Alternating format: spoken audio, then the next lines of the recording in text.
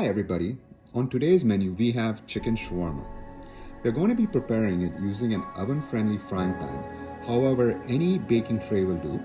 We're also going to be using a few simple ingredients, starting off with pre-made shawarma spice mix.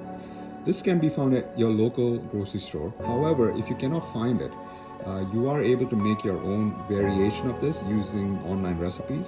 I'm just going to show you a quick view of the back so you get a sense of what ingredients are in the packet.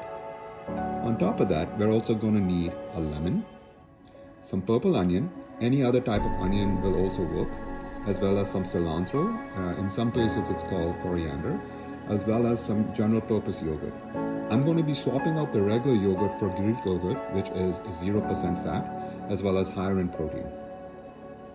As well as we're also going to need some extra virgin olive oil. You can also use vegetable oil if you prefer, and some chicken.